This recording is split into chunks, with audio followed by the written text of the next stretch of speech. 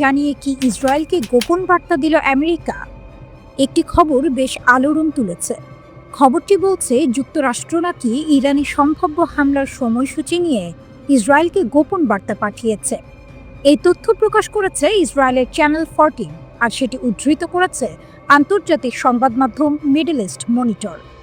প্রশ্ন হলো, এই বার্তায় ঠিক কী বলা হয়েছে?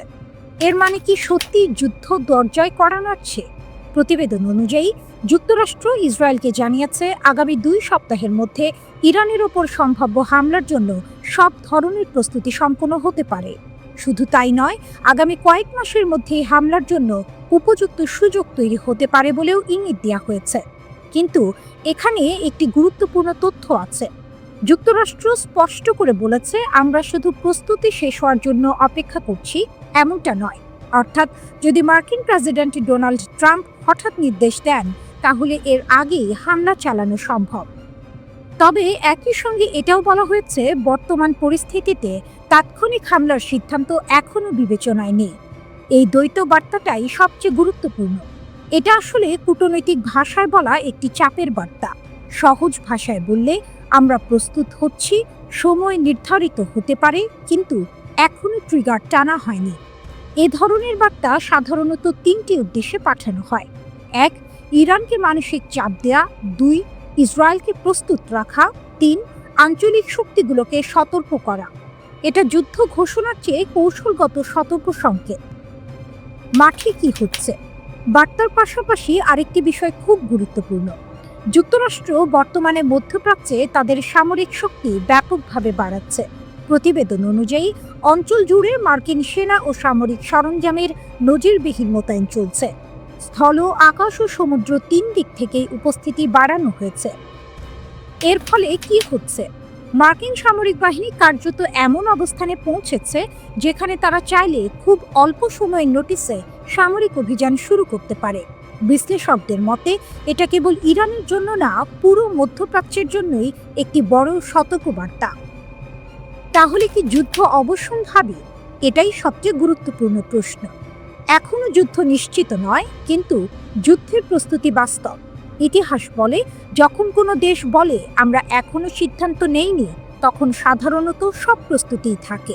এখানে যুক্তরাষ্ট্র একটি চাপের কৌশল ব্যবহার করছে, যাতে ইরান হয়তো পরমাণু কর্মসূচিতে ছাড় দেবে, আঞ্চলিক কর্মকাণ্ডে সংযুক্ত হবে, অথবা আলোচনায় বসতে বাধ্য হবে। ইসরায়েলের ভূমিকা কেন গুরুত্বপূর্ণ? ইসরায়েল দীর্ঘদিন ধরেই ইরানের বিরুদ্ধে কঠোর অবস্থানে।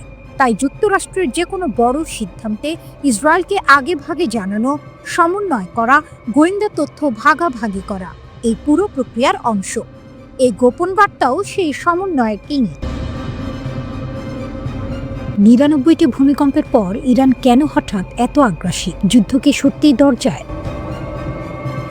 মাত্র 1 সপ্তাহে ইরানে 99টি ভূমিকম্প। এরপরে শুরু হয় একের পর এক সামরিক বার্তা, ছবি আর হুঁশিয়ারি। ড্রোন, ক্ষেপণাস্ত্র, রাতের অন্ধকারে সামরিক বহর, সব মিলিয়ে প্রশ্ন উঠছে, ইরান কি নতুন যুদ্ধে নামতে প্রস্তুত, নাকি এটা শুধুই শক্তি প্রদর্শন, ভয় দেখানোর কৌশল? ইরান কি দেখাতে চাইছে? ইরানের রিভলিউশনারি গার্ড ঘনিষ্ঠ সংবাদ মাধ্যম SEPA সম্প্রতি কিছু ছবি প্রকাশ করেছে।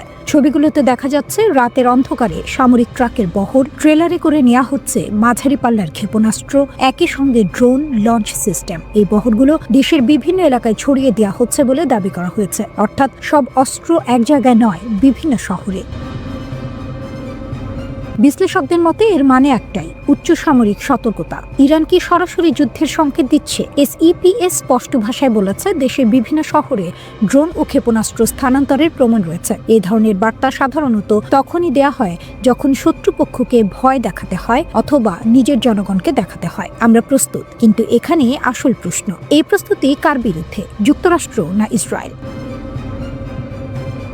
ইরানের ক্ষেপণাস্ত্র ক্ষমতা নিয়ে বড় দাবি। 24 জানুয়ারি ইরানের প্রতিরক্ষা মন্ত্রণালয়ের মুখপাত্র এক সাহসী ঘোষণা দেন। তিনি বলেন, 2025 সালের 12 দিনের যুদ্ধে যাচ্ছিল, এখন তার চেয়ে সংখ্যায় বেশি এবং প্রযুক্তিতে আরও উন্নত ক্ষেপণাস্ত্র রয়েছে। তার দাবি অনুযায়ী ইরানের ক্ষেপণাস্ত্র এখন আরও নিখুঁত, প্রতিরক্ষা ব্যবস্থা আরও শক্তিশালী। যুদ্ধের অভিজ্ঞতা থেকে তারা শিখেছে। এমনকি তিনি বলেন, ইরান ইচ্ছাকৃতভাবে অনেক উন্নয়ন গোপন রাখছে, যেন সঠিক সময়ে শত্রুকে চমকে দেওয়া যায়। আগের যুদ্ধে ইসরায়েল কি শিখেছে? 2025 সালের সেই 12 দিনের সংঘাতে ইরান একসঙ্গে বিপুল সংখ্যক ক্ষেপণাস্ত্র ছুড়েছিল। ইসরায়েলের আধুনিক প্রতিরক্ষা ব্যবস্থা চাপে পড়ে যায়, সব ক্ষেপণাস্ত্র ঠেকানো সম্ভব হয়নি। ইরানের দাবি, ক্ষেপণাস্ত্রের ঘনত্ব ও ধারাবাহিকতাই ছিল আসল শক্তি। এই অভিজ্ঞতাকেই এখন তারা প্রমাণ হিসেবে তুলে ধরছে। 22 জানুয়ারি ইরান পালন করে ডে অফ দ্য গার্ডিয়ান, একটি রাষ্ট্রীয় অনুষ্ঠান যেখানে রিভলিউশনারি গার্ডকে সম্মান জানানো হয়। এবারের অনুষ্ঠানে যে আলাদা ছিল, ধর্মীয় অনুষ্ঠানের পাশে লাইভ টিভিতে অত্যাধুনিক ড্রোন প্রদর্শন দেখানো হয়। শাহিদ 129 নজরদারি drone, Shahid 191 stealth drone, Shahid 136 kamikaze drone. যুক্তরাষ্ট্রের নৌবহরকে পরিস্থিতি বদলাচ্ছে। এই সবকিছুর মাঝেই যুক্তরাষ্ট্রের নৌবাহিনী মধ্যপ্রাচ্যের দিকে এগোচ্ছে। ট্রাম্প ঘোষণা করেছেন একটি বিশাল বহর ইরানের দিকে যাচ্ছে। এর জবাবে ইরান যেন বলছে, আমরাও প্রস্তুত। 10,000 কিলোমিটার ক্ষেপণাস্ত্র, ভয় দেখানো না বাস্তব? সবচেয়ে আলোচিত দাবি, ইরান নাকি 10,000 কিলোমিটার পাল্লার ব্যালিস্টিক ক্ষেপণাস্ত্র পরীক্ষা করেছে। যদি সত্যি হয়, যুক্তরাষ্ট্রের মূল ভূখণ্ড তাত্ত্বিকভাবে এর আওতায় পড়ে। তবে এখনও এই দাবির স্বাধীন কোনো প্রমাণ নেই। অনেক বিশ্লেষকের মতে এটা হতে পারে মনস্তাত্ত্বিক যুদ্ধ।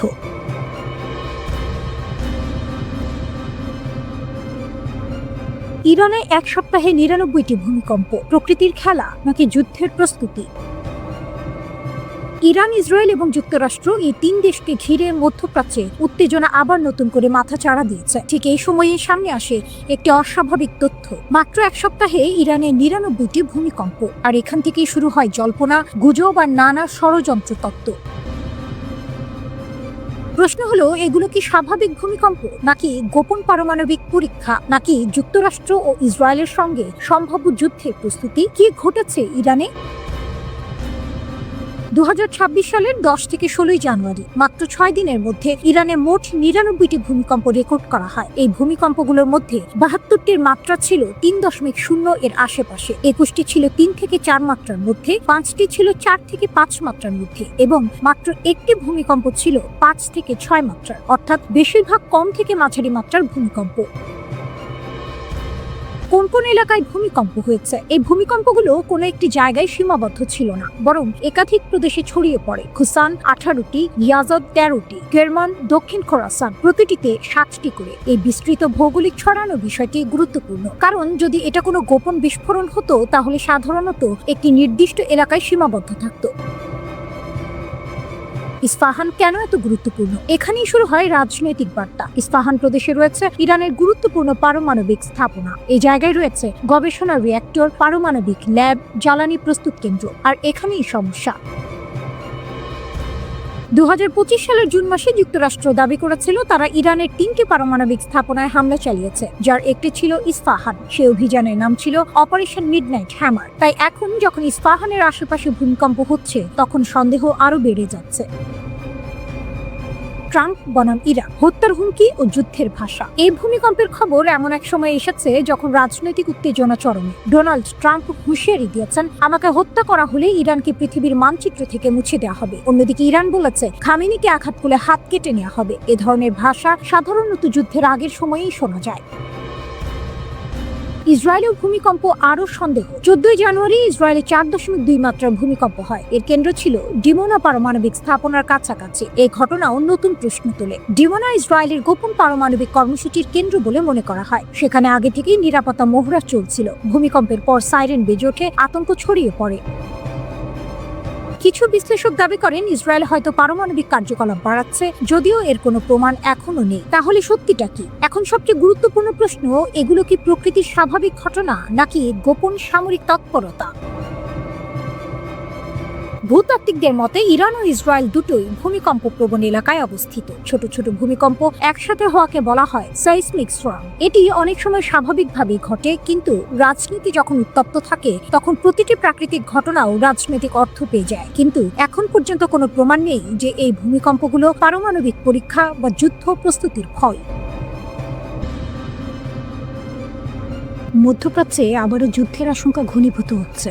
যুক্তরাষ্ট্র, ইসরায়েল আর ইরান এই তিন পক্ষকে ঘিরে এমন এক উত্তেজনা তৈরি হয়েছে যেখানে সামান্য ভুল হিসাব থেকেই শুরু হতে পারে আরেকটি বড় যুদ্ধ। ইরানের বিপ্লবী গার্ড বাহিনী IRGC এর প্রধান commander major general Mohammad Pakpour সরাসরি সতর্কবার্তা দিয়েছেন যুক্তরাষ্ট্র ও ইসরায়েলকে। ইরানের রাষ্ট্রীয় টেলিভিশন প্রেস টিভিতে তিনি বলেন, ইরানের সেনারা এখন সর্বোচ্চ সতর্কতায় আছে আর তাদের হাত ট্রিগারে। যদি কোনো হামলা হয়, ইরান 1 সেকেন্ডও দেরি করবে না। পাকপুর বলেন, যুক্তরাষ্ট্র আর ইসরায়েল যেন ইতিহাস থেকে শিক্ষা নেয়। তিনি ইঙ্গিত দেন আগের 12 দিনের যুদ্ধে যেখানে শত্রুপক্ষ বড় ক্ষতির মুখে পড়েছিল। তার ভাষায়, যদি আবার কোনো ভুল হিসাব করা হয় তাহলে শাস্তি হবে আরও বেশি যন্ত্রণাদায়ক, আর এমন হবে যার জন্য পরে শুধু অনুশোচনা ছাড়া কিছুই থাকবে না। তিনি আরও বলেন, ইরান আগের যে কোনো সময়ের তুলনায় এখন অনেক বেশি শক্তিশালী প্রতিরক্ষা ব্যবস্থা গড়ে তুলেছে। দেশের সীমান্ত রক্ষা, আকাশ প্রতিরক্ষা আর পাল্টা হামলার ক্ষমতা সবই এখন অভূতপূর্ব পর্যায়ে। হঠাৎ এত কড়া ভাষা কেন? এর পেছনে বড় কারণ ডোনাল্ড ট্রাম্প।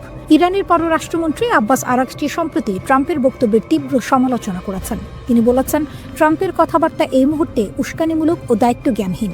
আরাগচির দাবি, ট্রাম্পের লাগাতার হুমকি আসলে উগ্রপন্থী গোষ্ঠীগুলোকে আরও সাহস দিচ্ছে। এই বক্তব্যগুলো সন্ত্রাসী নেটওয়ার্কগুলোর জন্য এক ধরনের মোটিভেশন হয়ে উঠছে। এর আগেও ইরানের এক শীর্ষ সামরিক কর্মকর্তা সরাসরি ওয়াশিংটনকে সতর্ক করে দিয়েছিলেন, ইরানের সর্বোচ্চ নেতা আয়াতুল্লাহ আলী খামেনির বিরুদ্ধে কোনো পদক্ষেপ নিলে তার ফল ভয়াবহ হবে। এই প্রেক্ষাপটেই আসে ইরানের সবচেয়ে কড়া বার্তা। এক ইরানি জেনারেল বলেন, আমরা ট্রাম্পের চিৎকারকে গুরুত্ব দিই না, কিন্তু তিনি জানেন যদি আমাদের নেতার দিকে কেউ হাত বাড়ায় তাহলে সেই হাত শুধু কাটা হবে না, আমরা তাদের পুরো দুনিয়ায় আগুনে জ্বালিয়ে দেব। তিনি আরও বলেন, শত্রুপক্ষের জন্য এই অঞ্চলে কোনো নিরাপদ জায়গা থাকবে না। ইরানের ভূখণ্ডের 1 ইঞ্চিও যদি লঙ্ঘন করা হয় তাহলে হুমকি বড় হওয়ার আগেই তা ধ্বংস করা হবে। অন্য পাশে যুক্তরাষ্ট্রও বসে নেই। মার্কিন সেন্ট্রাল কমান্ড জানিয়েছে, মধ্যপ্রাচ্যে আরও যুদ্ধবিমান মোতায়েন করা হচ্ছে। বিশ্লেষকদের মতে এটা স্পষ্ট ইঙ্গিত ওয়াশিংটন সম্ভাব্য সংঘাতের জন্য প্রস্তুতি নিচ্ছে। এই উত্তেজনার মাঝেই আরেকটি অদ্ভুত ঘটনা ঘটে।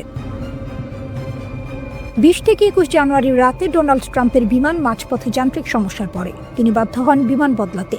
মেরিল্যান্ডের জয়েন্ট বেস ইন রুজে ফিরে গিয়ে অন্য বিমানে যাত্রা শুরু করেন। ট্রাম্প তখন যাচ্ছিলেন সুইজারল্যান্ডের ডাভোসে 2026 সালে ওয়ার্ল্ড ইকোনমিক ফোরামে যোগ দিতে। এই ঘটনার কয়েক ঘন্টা আগে ট্রাম্প ইরানকে আবার হুঁশিয়ারি দিয়েছিলেন। তার ভাষায়, যদি কিছু ঘটে পুরো দেশটাই উড়িয়ে দেওয়া হবে। আমার খুব কঠোর নির্দেশ আছে, কিছু হলেই তারা পৃথিবীর মানচিত্র থেকে মুছে যাবে। একদিকে ইরান বলছে তারা প্রস্তুত, ট্রিগারে হাত। অন্যদিকে যুক্তরাষ্ট্র বলছে হামলা হলে ধ্বংস অনিবার্য। এই মুহূর্তে মধ্যপ্রাচ্যে দাঁড়িয়ে আছে এক ভয়ঙ্কর মোড়ে। এটা হয় শক্তি দেখিয়ে যুদ্ধ ঠেকানোর খেলা, না হয় এমন এক সংঘাতের শুরু যার প্রভাব পুরো বিশ্বে ছড়িয়ে পড়তে পারে। ইরান ও যুক্তরাষ্ট্রের মধ্যে উত্তেজনা আবারও বিপজ্জনক পর্যায়ে পৌঁছেছে। দুপক্ষের বক্তব্যে এখন আর কূটনৈতিক ভাষা নেই, আছে সরাসরি হুমকি, পাল্টা হুমকি এবং শক্তি প্রদর্শন। প্রশ্ন হচ্ছে, এই উত্তেজনা কি আবার যুদ্ধের দিকে গড়াচ্ছে? ইরানের সশস্ত্র বাহিনীর মুখপাত্র জেনারেল আবুল ফাজল শাখারি সরাসরি বলেছেন, ট্রাম্পের হুমকিকে আমরা খুব একটা গুরুত্ব দিই না, কিন্তু যদি আমাদের সর্বোচ্চ নেতার দিকে কোনো আক্রমণাত্মক হাত বাড়ানো হয় তাহলে সেই হাত কেটে ফেলা হবে। শুধু তাই নয়, তিনি আরও বলেন, আমরা তাদের শান্তি ও নিরাপত্তা কেড়ে নেব, তাদের পৃথিবী আগুনে পুড়বে। এই বক্তব্য এসেছে এমন এক সময়ে যখন ডোনাল্ড ট্রাম্প প্রকাশ্যে বলেছেন, ইরানের নেতৃত্ব পরিবর্তনের প্রয়োজন আছে। অর্থাৎ শুধু নীতি পরিবর্তন নয়, শাসন ব্যবস্থাই বদলাতে হবে, এমন ইঙ্গিত দিয়েছেন তিনি। ইরান এই মন্তব্যকে সরাসরি শাসক গোষ্ঠীর ওপর আঘাত হিসেবে দেখছেন। ট্রাম্প দাবি করেছেন, ইরানে 800-এর বেশি মানুষকে ফাঁসি দেওয়ার পরিকল্পনা ছিল। যুক্তরাষ্ট্র কড়া বার্তা দেওয়ার পর তেহরান সেই পরিকল্পনা থেকে সরে আসে। ট্রাম্প বলেন, আমরা জানিয়ে দিয়েছিলাম এটা হলে খুব খারাপ দিন আসবে। এরপর তারা কাউকে ফাঁসি দেয়নি। তবে তিনি এটাও বলেছেন, ভবিষ্যতে কি হবে সেটা বলা যায় না। অর্থাৎ সামরিক বিকল্প এখনও পুরোপুরি বন্ধ নয়। এই উত্তেজনার মূল কারণ শুরু হয় গত বছরের 28 ডিসেম্বর। ইরানে অর্থনৈতিক সংকট, মুদ্রার ব্যাপক পতন ও বেকারত্বের কারণে দেশ জুড়ে বিক্ষোভ শুরু হয়। সরকার কঠোর হাতে তা দমন করে। যুক্তরাষ্ট্রভিত্তিক মানবাধিকার সংস্থাগুলোর দাবি, এই দমনে অন্তত 4510 জন নিহত হয়েছে। ইরানের সর্বোচ্চ নেতা আয়াতুল্লাহ আলী খামেনি এসব মৃত্যুর জন্য সরাসরি যুক্তরাষ্ট্রকে দায়ী করেছেন। তিনি ট্রাম্পকে অপরাধী আখ্যা দিয়ে বলেছেন, যুক্তরাষ্ট্রই এই অস্থিরতা উস্কে দিয়েছে। এই পরিস্থিতিতে আরেকটি গুরুতর আশঙ্কার কথা বলেছেন আন্তর্জাতিক বিশ্লেষকরা। সাবেক পারমাণবিক অস্ত্র পরিদর্শক ডেভিড অলব্রাইট বলেছেন, ইরানের ভেতরে যদি দীর্ঘদিন বিশৃঙ্খলা চলতে থাকে তাহলে দেশটি তার পারমাণবিক স্থাপনাগুলো সুরক্ষিত রাখতে ব্যর্থ হতে পারে। ইন্টারনেট বন্ধ, প্রশাসনিক অচলাবস্থা সব মিলিয়ে পারমাণবিক নিরাপত্তা ঝুঁকির মুখে পড়তে পারে। এর মধ্যে ইসরায়েল নতুন করে হুঁশিয়ারি দিয়েছে। গত বছর ইরান ও ইসরায়েলের মধ্যে 12 দিনের যুদ্ধ হয়েছিল। সেই অভিজ্ঞতা সামনে রেখে ইসরায়েল বলছে, ইরান যদি আবার ভুল হিসাব করে হামলা চালায় তাহলে এমন শক্তি দিয়ে জবাব দেওয়া হবে যা ইরান আগে কখনো দেখেনি। ইরানও কেবল সামরিক ভাষায় সীমাবদ্ধ নেই, তারা এবার আইনি পথে হাঁটছে। তেহরান ঘোষণা দিয়েছে যুক্তরাষ্ট্র ও ইসরায়েলের বিরুদ্ধে আন্তর্জাতিক আদালতে মামলা করার প্রস্তুতি চলছে। দেশ জুড়ে বিশেষ তদন্ত দল গঠন করা হয়েছে। যুদ্ধকালীন ক্ষয়ক্ষতি, নিহতদের তথ্য, সাক্ষ্য সব সংগ্রহ করা হচ্ছে। একই সঙ্গে দেশের ভেতরে নিয়ন্ত্রণ আরও কড়া করা হয়েছে। ইরান সরকার প্রায় 40,000 স্টারলিংক স্যাটেলাইট ইন্টারনেট সংযোগ বন্ধ করে দিয়েছে। তাদের দাবি, এই নেটওয়ার্ক ব্যবহার করে যুক্তরাষ্ট্র ও ইসরায়েল বিক্ষোভ উস্কে দিচ্ছে। ইরান বলছে, এই লড়াই শুধু ইরানের নয়, পুরো মধ্যপ্রাচ্যের। ইরান, ইরাক, হিজবুল্লাহ, ফিলিস্তিনি গোষ্ঠী ও ইয়েমেনের আনসারুল্লাহ সবাই একসঙ্গে যুক্তরাষ্ট্র ও ইসরায়েলের বিরুদ্ধে দাঁড়াবে। ইরানের বিমান প্রতিরক্ষা ব্যবস্থা সত্যিই কি যুক্তরাষ্ট্র ও ইসরায়েলের ভয়ঙ্কর আক্রমণ ঠেকাতে পারবে? এই লড়াইটা শুধু মিসাইল বনাম মিসাইলের নয়, এটা রাডার, স্টেলথ প্রযুক্তি আর কয়েক সেকেন্ডের সিদ্ধান্তের যুদ্ধ। এক মুহূর্ত দেরি মানেই ধ্বংস। ইরানের জন্য সবচেয়ে বড় হুমকি হচ্ছে যুক্তরাষ্ট্র ও ইসরায়েলের ব্যবহার করা F-35 লাইটেনিং II যুদ্ধবিমান। এগুলো পঞ্চম প্রজন্মের স্টেলথ ফাইটার জেট। সাধারণ ভাষায় বললে, এই বিমানগুলো এমনভাবে তৈরি যে রাডার সহজে ধরতেই পারে না। শত্রু দেশের আকাশসীমার ভেতরে অনেক দূর ঢুকে পড়ার পরেও অনেক সময় এগুলোর অস্তিত্ব ধরা পড়ে না। 2024 সালের অক্টোবরে ইসরায়েল যখন ইরানের গুরুত্বপূর্ণ সামরিক স্থাপনায় হামলা চালায়, তখন আন্তর্জাতিক বিভিন্ন রিপোর্টে বলা হয় ইসরায়েলি যুদ্ধবিমানগুলো ইরানের আকাশ প্রতিরক্ষা এড়িয়ে সরাসরি লক্ষ্যবস্তুতে আঘাত হানে। এখানেই ইরানের সবচেয়ে বড় চ্যালেঞ্জ, এই অদৃশ্য শত্রুকে কিভাবে সময় মতো শনাক্ত করা যাবে। দীর্ঘদিন ধরে ইরানের আকাশ প্রতিরক্ষার মূল ভরসা ছিল রাশিয়ার দেয়া S-300 PMU-2 সিস্টেম। এটি অনেক দূর থেকে শত্রু বিমান বা মিসাইল শনাক্ত করতে পারে, কিন্তু 2024 সালের শেষ দিকে ইসরায়েলের নির্ভুল হামলায় এই S-300 সিস্টেমের শেষ সক্রিয় ব্যাটারিগুলো ধ্বংস হয়ে যায় বলে দাবি করা হয়। এর ফলে ইরানের আকাশ প্রতিরক্ষায় বড় ধরনের ফাঁক তৈরি হয়। এই ঘটনাই দেখিয়ে দেয় পুরনো রুশ প্রযুক্তি আধুনিক পশ্চিমা ইলেকট্রনিক যুদ্ধ আর স্মার্ট মিসাইলের সামনে কতটা দুর্বল। এরপর ইরান সামনে আনে তাদের নিজস্ব তৈরি ব্যবস্থা বাভার 373। ইরানের দাবি, এই সিস্টেম রাশিয়ার S-400 কিংবা আমেরিকার প্যাট্রিয়ট সিস্টেমের সমতুল্য। এতে ব্যবহার করা হয় সাইয়াদ 4B মিসাইল, যার পাল্লা নাকি 300 কিলোমিটারের বেশি, এবং এটি অনেক উঁচুতে থাকা লক্ষ্যবস্তু ধ্বংস করতে পারে। ইরানি কর্মকর্তারা আরও দাবি করেন বাভার 373 স্টেলথ বিমানও শনাক্ত করতে পারে। তবে বাস্তব যুদ্ধে, বিশেষ করে পূর্ণমাত্রার সংঘর্ষে এই দাবি এখনও পরীক্ষিত নয়। তবুও বর্তমানে এই সিস্টেমে ইরানের আকাশ রক্ষার মূল ভরসা। লং রেঞ্জ সিস্টেমের পাশাপাশি আছে মাঝারি পাল্লার 15তম খোরদাত প্রতিরক্ষা ব্যবস্থা। এটি একসাথে একাধিক লক্ষ্যবস্তুতে আঘাত হানতে পারে। এর রাডার প্রায় 150 কিলোমিটার দূর থেকে যুদ্ধবিমান ও ক্রুজ মিসাইল শনাক্ত করতে সক্ষম। সবচেয়ে বড় সুবিধা হলো এটি খুব দ্রুত অবস্থান বদলাতে পারে, ফলে শত্রুর জন্য এটিকে টার্গেট করা কঠিন হয়ে যায়। কিন্তু সমস্যা এখানেই শেষ নয়। আজকের যুদ্ধে শুধু ওপর দিয়ে আসা বিমান নয়, নিচু দিয়ে উড়ে আসা ক্রুজ মিসাইলও ভয়ঙ্কর হুমকি। এগুলো রাডার এড়িয়ে পাহাড়, ভবনের আড়াল ধরে এগোয়। এসব ঠেকাতে ইরান ব্যবহার করছে টর M1 এবং আজারাক নামের স্বল্প পাল্লার প্রতিরক্ষা ব্যবস্থা। কিন্তু যদি একসাথে অনেক মিসাইল ছোড়া হয়, তাহলে এই সিস্টেমগুলো চাপ সামলাতে ব্যর্থ হতে পারে। আরেকটি বড় দিক হলো, আধুনিক যুদ্ধ শুধু অস্ত্রের নয়, চোখ অন্ধ করার যুদ্ধ। যুক্তরাষ্ট্র ও ইসরায়েলের রয়েছে অত্যাধুনিক ইলেকট্রনিক ওয়ারফেয়ার প্রযুক্তি, যা রাডার জ্যাম বা বিভ্রান্ত করতে পারে। ইরান এর জন্য অ্যান্টি জ্যামিং প্রযুক্তিতে বিনিয়োগ করেছে। ইরানের পাশে রাশিয়া শক্ত ঢাল নাকি নীরব চাল? সামনে কি করবে যুক্তরাষ্ট্র ও ইসরায়েল? ইরানের চারপাশে চাপ বাড়ছে। যুক্তরাষ্ট্রের যুদ্ধ বিমানবাহী রণতরী এগিয়ে যাচ্ছে অঞ্চলের দিকে, আর ঠিক এই সময়েই ইরানের পাশে শক্ত ঢালের মতো দাঁড়িয়ে গেছে রাশিয়া। প্রশ্ন উঠছে, ইরানকে রক্ষা করতে ঠিক কি করেছে মস্কো, আর এর জবাবে যুক্তরাষ্ট্র ও ইসরায়েল কি করতে পারে? ইরান অভ্যন্তরীণ আন্দোলন, অর্থনৈতিক সংকট আর আন্তর্জাতিক চাপ সবকিছু একসঙ্গে মোকাবিলা করেছে। এই সুযোগেই মার্কিন প্রেসিডেন্ট ডোনাল্ড ট্রাম্প একাধিকবার ইরানের বিরুদ্ধে সামরিক হামলার হুমকি দিয়েছেন, কিন্তু হঠাৎ করেই সেই সিদ্ধান্ত আপাতত স্থগিত রাখা হয়েছে। এটা কি শান্তির ইঙ্গিত নাকি বড় ঝড় আসার আগের নিস্তব্ধতা? এই প্রশ্ন আরো জোরালো হয় যখন যুক্তরাষ্ট্র হঠাৎ করে কাতারে অবস্থিত তাদের সবচেয়ে গুরুত্বপূর্ণ সামরিক ঘাঁটি আল উদেইদ থেকে কিছু উচ্চ পর্যায়ের কর্মকর্তাকে সরিয়ে নেয়। এই সিদ্ধান্তের পরই ইরানে উত্তেজনা ছড়িয়ে পড়ে, কারণ দীর্ঘদিন ধরে ট্রাম্প প্রশাসন ইরানের বিরুদ্ধে সরাসরি সামরিক হামলার কথা বলে আসছিল। এদিকে সৌদি আরব, কাতার, মিশর সহ একাধিক উপসাগরীয় দেশ যুক্তরাষ্ট্রকে স্পষ্ট বার্তা দিয়েছে ইরানে হামলা হলে পুরো মধ্যপ্রাচ্য আগুনে জ্বলে উঠবে। শুধু তাই নয়, এর বড় ধাক্কা আসবে মার্কিন অর্থনীতিতেও। বিশ্লেষকদের মতে যুক্তরাষ্ট্র যদি ইরানে হামলা চালায় তাহলে তেহরান চুপ করে বসে থাকবে না। মধ্যপ্রাচ্যে থাকা মার্কিন সামরিক ঘাঁটিগুলোতে পাল্টা হামলা চালাতে পারে ইরান। পাশাপাশি বিশ্বের অন্যতম গুরুত্বপূর্ণ জ্বালানি রুট হরমুজ প্রণালী বন্ধ করে দেওয়ার ক্ষমতাও রয়েছে তাদের হাতে, যার প্রভাব পড়বে বিশ্ব জুড়ে তেলের বাজারে। এই উত্তেজনার মাঝেই প্রশ্ন ওঠে, ইরানের ভেতরের আন্দোলনের অবস্থা এখন কি? আন্তর্জাতিক সংবাদ মাধ্যমগুলো জানাচ্ছে ইরানে এখনো পুরোপুরি ইন্টারনেট চালু হয়নি, তবে সরকার বিরোধী আন্দোলনের তীব্রতা অনেকটাই কমে এসেছে। কারণ হিসেবে বলা হচ্ছে, সহিংস আন্দোলনকারীদের বিরুদ্ধে ইরানের আইন শৃঙ্খলা বাহিনী কঠোর ব্যবস্থা নিয়েছে। ব্যাপক গ্রেপ্তার আর নজরদারির ফলে আন্দোলনের গতি ধীরে ধীরে থেমে গেছে।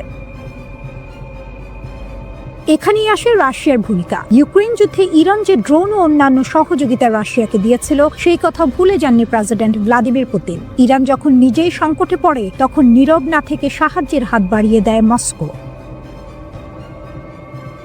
আন্দোলনের সময় ইরান সরকার ইন্টারনেট বন্ধ করে দিলে ট্রাম্পের ঘনিষ্ঠ ব্যবসায়ী ইলন মাস্ক ঘোষণা দেন তিনি ইরানিদের জন্য বিনামূল্যে স্টারলিংক স্যাটেলাইট ইন্টারনেট চালু করবেন। উদ্দেশ্য ছিল আন্দোলনকারীদের যোগাযোগ সহজ করা, কিন্তু এই পরিকল্পনাও পুরোপুরি সফল হয়নি। খবর অনুযায়ী স্টারলিংক ঠেকাতে ইরান ব্যবহার করেছে রাশিয়ার দেয়া বিশেষ প্রযুক্তি। এক ধরনের জ্যামার ব্যবহার করে স্টারলিংকের আপলিংক ও ডাউনলিংক ট্রাফিকের প্রায় ৮০% ক্ষতিগ্রস্ত করা হয়। ফলে ইলন মাস্কের উদ্যোগ বড় বাধার মুখে পড়ে। শুধু প্রযুক্তিগত সহায়তাই নয়, কূটনৈতিকভাবেও ইরানের পাশে দাঁড়িয়েছে রাশিয়া। পুতিন প্রকাশ্যে জানিয়েছে তিনি ইরানের বিরুদ্ধে যে কোনো সামরিক আগ্রাসনের বিরোধী। একই সঙ্গে যুক্তরাষ্ট্র ও ইরানের উত্তেজনা কমাতে মধ্যস্থতাকারীর ভূমিকাও নিতে প্রস্তুত তিনি। সবচেয়ে গুরুত্বপূর্ণ বিষয় হলো রাশিয়া ও ইরানের মধ্যে থাকা কৌশলগত সামরিক ও অর্থনৈতিক চুক্তি। এই চুক্তির মাধ্যমে দীর্ঘমেয়াদে ইরানকে সহায়তা দেওয়ার প্রতিশ্রুতি দিয়েছে মস্কো। আয়াতুল্লাহ আলী খামেনির নেতৃত্বাধীন ইরানের সঙ্গ থেকে সরে আসার কোনো ইঙ্গিত এখনো দেননি পুতিন। সব মিলিয়ে বলা যায় রাশিয়া সরাসরি যুদ্ধে নামেনি, কিন্তু প্রযুক্তি, কূটনীতি ও কৌশলগত অবস্থান দিয়ে ইরানের জন্য এক ধরনের নীরব ঢাল তৈরি করেছে। একটি উত্তপ্ত আগ্নেয়গিরি, ভেতরে জমে আছে ক্ষোভ, অসন্তোষ আর রাগ। আর সেই আগুনে ঘি ঢালছে বিদেশি শক্তিগুলো, এমনটাই দাবি করছে ইরান সরকার। ইরানের সাম্প্রতিক যে আন্দোলন শুরু হয়েছে তা প্রথমে ছিল তুলনামূলক শান্তিপূর্ণ।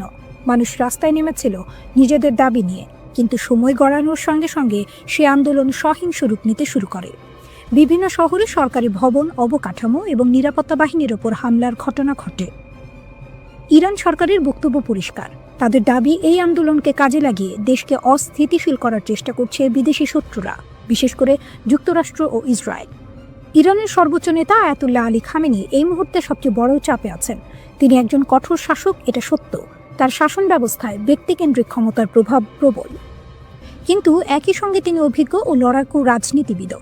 ইরানের বিপ্লব, যুদ্ধ, নিষেধাজ্ঞা সব ঝড় পেরিয়েই তিনি এখানে পৌঁছেছেন।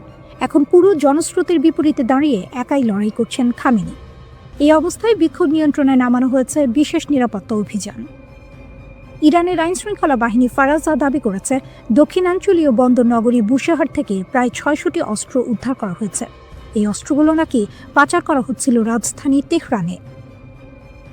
ফারাজার মতে যদি এসব অস্ত্র তেহরানে পৌঁছাতো তাহলে বড় ধরনের নগরযুদ্ধ এবং ভয়াবহ প্রাণহানি ঘটতে পারত।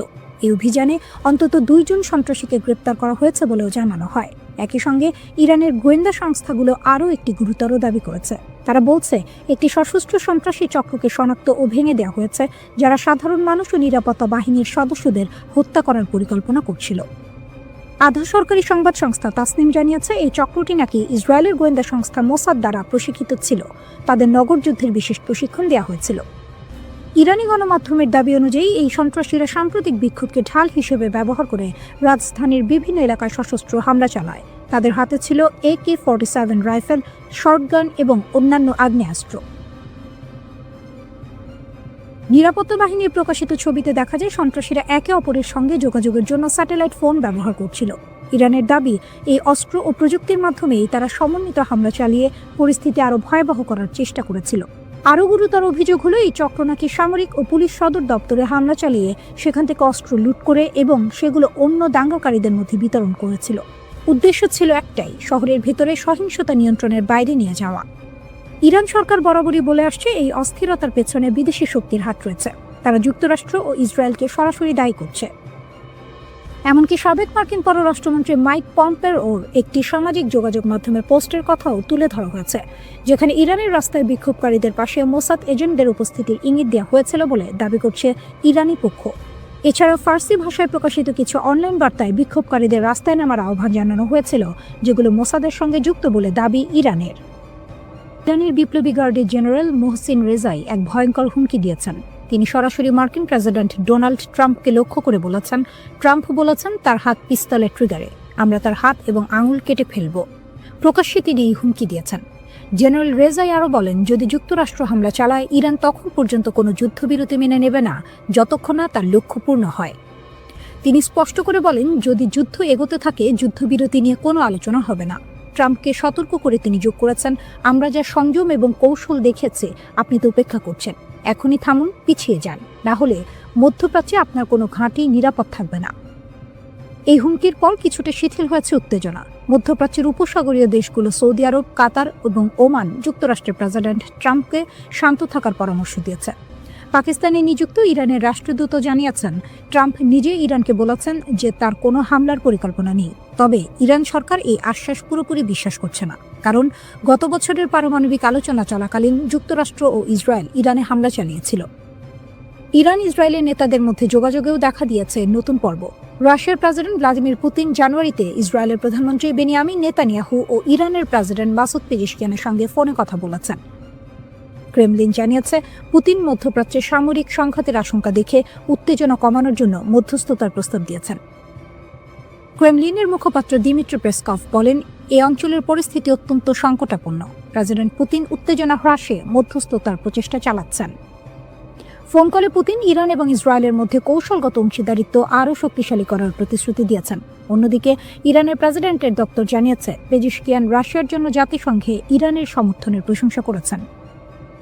ইরান রাশিয়ার একজন কৌশলগত অংশীদার হিসেবে বিবেচিত, তাই যে কোনো সংঘাত যা ইরানের প্রো মস্কো নেতৃত্বকে হুমকির মুখে ফেলতে পারে তার বিষয়ে রাশিয়া সতর্ক। এই ফোন কল রাশিয়ার প্রথম প্রকাশ্য মন্তব্য ছিল, যা ইরানের সরকারের সঙ্গে মস্কোর সরাসরি সংযোগ প্রকাশ করে। রাশিয়া ইসরায়েলের সঙ্গে সুসম্পর্ক বজায় রাখার চেষ্টা করছে, যদিও 2023 সালের গাজার ঘটনায় ইসরায়েলের কর্মকাণ্ড নিয়ে রাশিয়ার সমালোচনা সম্পর্ককে কিছুটা জটিল করেছে। পুতিনের সঙ্গে নেতানিয়াহুর ফোন কলে ক্রেমলিন জানিয়েছে, মধ্যস্থতার প্রচেষ্টা চালিয়ে যাওয়ার জন্য রাশিয়া প্রস্তুত, তবে এখন পর্যন্ত কোনো নির্দিষ্ট পদক্ষেপের বিস্তারিত প্রকাশ করা হয়নি। এই পরিস্থিতিতে মধ্যপ্রাচ্যের পরিস্থিতি ঝুঁকিপূর্ণ। সৌদি আরব, কাতার ও ওমান যুক্তরাষ্ট্রের প্রেসিডেন্টকে বোঝানোর চেষ্টা করছে যে ইরানের ওপর হামলা এই অঞ্চলে মারাত্মক প্রভাব ফেলতে পারে।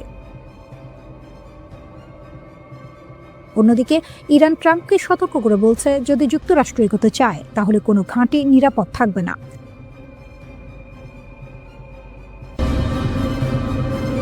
মধ্যপ্রাচ্য যেন বারুদের স্তূপ, একটু হাওয়া লাগলেই বিস্ফোরণ। ঠিক সেই মুহূর্তে এক আঞ্চলিক শক্তি স্পষ্ট করে লাইন টেনে দিল। সেই দেশটি হলো তুরস্ক। ইরানকে ঘিরে যখন উত্তেজনা চরমে, যুক্তরাষ্ট্রের প্রেসিডেন্ট ডোনাল্ড ট্রাম্প প্রকাশ্যে ইরানের বিক্ষোভকারীদের সমর্থন জানাচ্ছেন, তখন তুরস্ক বলছে, ইরানের বিরুদ্ধে কোনো সামরিক অভিযান আমরা সমর্থন করি না, একদমই না। তুরস্কের পররাষ্ট্রমন্ত্রী হাকান ফিদান সরাসরি সতর্ক করে বলেছেন, শক্তি ব্যবহার করলে সংকট কমবে না, বরং আরও গভীর হবে। তার ভাষায়, ইরানের সমস্যার সমাধান ইরানের ভেতর থেকেই আসতে হবে, বাইরে থেকে বোমা বা হুমকি দিয়ে নয়। ইরানে যদি বাইরের শক্তি সামরিক হস্তক্ষেপ করে তাহলে কি হবে? তুরস্ক বলছে, পুরো অঞ্চলটাই অস্থিতিশীল হয়ে পড়বে। হাকান ফিদান পরিষ্কার করে বলেছেন, আমরা চাই সমস্যার সমাধান হোক সংলাপের মাধ্যমে। ইরানে ব্যাপক অস্থিরতা হলে সেটা এই অঞ্চলের সহ্য ক্ষমতার বাইরে চলে যাবে। তাই আমরা কূটনৈতিক চেষ্টা চালিয়ে যাব। যুক্তরাষ্ট্র ও ইরান মধ্যস্থতাকারী হোক বা সরাসরি আলোচনায় নিজেদের মধ্যে বিষয়টা মেটা। এই বক্তব্যটা খুব গুরুত্বপূর্ণ, কারণ তুরস্ক শুধু মুখে মুখে নয়, বাস্তব কূটনীতিতেও মধ্যস্থতার ভূমিকা নিতে চায়। অন্যদিকে তেহরানও চুপ নেই। ইরানের পররাষ্ট্রমন্ত্রী আব্বাস আরাকচি জাতিসংঘে চিঠি দিয়ে বলেছেন, ইরানের অভ্যন্তরীণ বিষয়ে যে কোনো বিদেশি হস্তক্ষেপ তারা প্রত্যাখ্যান করে। তার দাবি, শান্তিপূর্ণ বিক্ষোভকে বাইরে থেকে নাশকতার দিকে ঠেলে দেওয়া হচ্ছে। তিনি যুক্তরাষ্ট্রের মানবাধিকার বিষয়ক বক্তব্যেরও কড়া সমালোচনা করেছেন। ইরানের বার্তা স্পষ্ট, দেশের সার্বভৌমত্ব ও সীমান্ত রক্ষায় তারা কোনো ছাড় দেবে না। এই উত্তেজনার মধ্যেই আরেকটি নীরব কিন্তু গুরুত্বপূর্ণ ঘটনা ঘটেছে। একসময়ের চরম প্রতিদ্বন্দ্বী ইরান ও সৌদি আরব আঞ্চলিক নিরাপত্তা নিয়ে আলোচনা করছে। দুই দেশের পররাষ্ট্রমন্ত্রীদের বৈঠক ইঙ্গিত দিচ্ছে মধ্যপ্রাচ্যের রাজনীতিতে নতুন সমীকরণ তৈরি হচ্ছে। চীন প্রকাশ্যে যুক্তরাষ্ট্রের সমালোচনা করেছে। বেজিং বলছে, কোনো দেশের অভ্যন্তরীণ বিষয়ে হস্তক্ষেপ আন্তর্জাতিক আইনের লঙ্ঘন। তাদের মতে, জাতিসংঘ সনদের ভিত্তিতে গড়া আন্তর্জাতিক আইনই বৈশ্বিক ব্যবস্থার মূল স্তম্ভ। শক্তিধর দেশগুলো যদি এই আইন মানতে ব্যর্থ হয়, তাহলে পৃথিবী আবার জঙ্গলের আইনে ফিরে যাবে। রাশিয়াও একই সুরে কথা বলছে। রুশ পররাষ্ট্রমন্ত্রী সের্গেই ল্যাভরভ বলেছেন, যুক্তরাষ্ট্র নিজেরাই যে আন্তর্জাতিক ব্যবস্থা গড়েছিল, এখন তারাই সেটাকে ভেঙে ফেলছে। তিনি স্পষ্ট করে জানিয়েছেন, ইরান ও রাশিয়ার সম্পর্ক কোনো তৃতীয় পক্ষ ভাঙতে পারবে না। বুশেহর পারমাণবিক বিদ্যুৎ কেন্দ্র থেকে শুরু করে উত্তর দক্ষিণ করিডোর এই সহযোগিতা দীর্ঘমেয়াদী। এই মুহূর্তে তুরস্ক, চীন, রাশিয়া তিন দেশই বলছে, যুদ্ধ নয়, সংলাপই শেষ রাস্তা। কিন্তু ইতিহাস বলে, উত্তেজনার সময় সবচেয়ে কঠিন কাজটাই হলো শান্ত থাকা। এদিকে ইরানে হামলার হুমকির মধ্যে মধ্যপ্রাচ্যে বিমানবাহী রণতরী পাঠাচ্ছে যুক্তরাষ্ট্র। মার্কিন প্রতিরক্ষা দপ্তর পেন্টাগনের নির্দেশে বিমানবাহী রণতরী USS আব্রাহাম লিঙ্কন এবং এর সঙ্গে থাকা স্ট্রাইক গ্রুপ দক্ষিণ চীন সাগর থেকে মধ্যপ্রাচ্যের দিকে যাত্রা শুরু করেছে। যুক্তরাষ্ট্র এর সম্প্রচার মাধ্যম নিউজ নেশনের এক প্রতিবেদনে এই কথা বলা হয়েছে। ভেনেজুয়েলায় অভিযানের কারণে বর্তমানে মধ্যপ্রাচ্য বা ইউরোপে যুক্তরাষ্ট্রের বিমানবাহী কোনো রণতরী মোতায়েন নেই। এমন সময়েই যুক্তরাষ্ট্র মধ্যপ্রাচ্যে বিমানবাহী রণতরী পাঠাচ্ছে। ওয়াল স্ট্রিট জার্নালের প্রতিবেদনে বলা হয়েছে, বর্তমানে ক্যারিবীয় অঞ্চলে যুক্তরাষ্ট্রের 12টি যুদ্ধজাহাজ মোতায়েন করা হয়েছে, আর বর্তমানে মধ্যপ্রাচ্যে দেশটির যুদ্ধজাহাজ রয়েছে 6টি। ইরান এখন রুদ্ধশ্বাস এক সন্ধিক্ষণে দাঁড়িয়ে। রাস্তায় আগুন, স্লোগান, ভাঙচুর। আবার সেই রাস্তাতেই বিপরীত চিত্র, হাজার হাজার মানুষ রাষ্ট্রের পতাকা হাতে নেমে এসেছে সরকার ও সর্বোচ্চ নেতার পক্ষে। দেশ জুড়ে চলমান বিক্ষোভের মধ্যে ইরান কার্যত দুই ধারায় বিভক্ত। সরকারপন্থী সমাবেশে অংশ নেওয়া অনেকেই বলছেন, তারা শুরুতে বিক্ষোভী ছিলেন, কিন্তু পরিস্থিতি যখন নিয়ন্ত্রণের বাইরে যেতে শুরু করে তখন তারা সরে দাঁড়ান। তাদের ভাষায় এটা আর প্রতিবাদ নেই, এটা বিশৃঙ্খলা। সেই বিশৃঙ্খলার মুখে তারা নিজেদের দায়িত্ব মনে করছেন দেশকে রক্ষা করা। রাষ্ট্রীয় টেলিভিশনে সম্প্রচারিত ভিডিওতে দেখা যায়, তেহরান সহ একাধিক শহরে বিশাল জনসমাবেশ, মানুষ হাতে ইরানের পতাকা, সর্বোচ্চ নেতার ছবি, স্লোগানে মুখর রাজপথ, নেতৃত্বের প্রতি আনুগত্যের ঘোষণা, শক্ত অবস্থানে রাষ্ট্রযন্ত্র ও তার সমর্থকরা। এই অভ্যন্তরীণ উত্তেজনার মধ্যে আন্তর্জাতিক মাত্রা যোগ করেছে ওয়াশিংটন। মার্কিন প্রেসিডেন্ট ডোনাল্ড ট্রাম্প প্রকাশ্যে হুঁশিয়ারি দিয়েছেন, বিক্ষোভকারীদের ক্ষতি হলে যুক্তরাষ্ট্র কঠোর প্রতিক্রিয়া দেখাবে। তিনি দাবি করেছেন, পরিস্থিতি খুব কাছ থেকে পর্যবেক্ষণ করা হচ্ছে। এর আগেও ট্রাম্প ইঙ্গিত দিয়েছিলেন, সহিংসতা বাড়লে যুক্তরাষ্ট্র বিক্ষোভকারীদের পাশে দাঁড়াতে পারে। ইরান এই অভিযোগ সরাসরি নাকচ করেছে। দেশটির পররাষ্ট্রমন্ত্রী আব্বাস আরাকচি অভিযোগ তুলেছেন, যুক্তরাষ্ট্র ও ইসরায়েল এই অস্থিরতার পেছনে জড়িত। তার দাবি, শান্তিপূর্ণ আন্দোলনকে সহিংসতার দিকে ঠেলে দেওয়ার চেষ্টা চলছে। একই সুরে কথা বলেছেন প্রভাবশালী রাজনীতিক আলী লারিজানিও। তাদের বক্তব্য, ভিতরের দুর্বলতাকে কাজে লাগিয়ে দেশকে অস্থিতিশীল করার চেষ্টা হচ্ছে। সর্বোচ্চ নেতা আয়াতুল্লাহ আলী খামেনি এক বিরল ভাষণে কঠোর অবস্থান স্পষ্ট করেছেন। তিনি বলেছেন, রাষ্ট্র ধ্বংসের চেষ্টা সহ্য করা হবে না। তার ভাষায়, ইসলামী প্রজাতন্ত্র ত্যাগের উপর দাঁড়িয়ে আছে এবং প্রয়োজন হলে নিজেকে রক্ষায় শক্তি প্রয়োগ করবে। সরকারি সূত্র জানায়, নিরাপত্তা বাহিনী ইতোমধ্যে ব্যাপক ধরপাকড় শুরু করেছে। শত শত মানুষ আটক, বিপুল অস্ত্র উদ্ধারের দাবিও করা হয়েছে। এই পরিস্থিতিতে ট্রাম্পের একটি সামাজিক যোগাযোগ মাধ্যম পোস্ট নতুন করে উত্তেজনা বাড়িয়েছে। সেখানে তিনি লিখেছেন, ইরান হয়তো আগে কখনো এত কাছ থেকে স্বাধীনতাকে দেখেনি। তিনি বলেন, যুক্তরাষ্ট্র সাহায্য করতে প্রস্তুত। কী ধরনের সাহায্য তা স্পষ্ট নয়, কিন্তু তেহরানের কাছে এটি স্পষ্ট বার্তা, বিদেশি হস্তক্ষেপের ইঙ্গিত। বিক্ষোভ যখন টানা দ্বিতীয় সপ্তাহে, তখন সর্বোচ্চ নেতা সরাসরি ট্রাম্পকে আক্রমণ করেছেন। তিনি তাকে অহংকারী আখ্যা দিয়ে বলেছেন, তার হাতে ইরানিদের রক্ত লেগে আছে। তিনি সতর্ক করেন, ইতিহাস বলে ক্ষমতার শীর্ষেই অনেক শাসকের পতন ঘটে। ইরানের রাষ্ট্রীয় গণমাধ্যমে দাবি করা হচ্ছে বিদেশি শক্তির মদদে পরিকল্পিত অস্থিরতা তৈরি করা হয়েছে। তাসনিম নিউজ জানিয়েছে 200 জনের বেশি সন্ত্রাসী সংগঠক আটক হয়েছে। গ্রেনেড থেকে শুরু করে আগ্নেয়াস্ত্র, বড় ধরনের অস্ত্রভাণ্ডার উদ্ধারের কথাও বলা হয়েছে।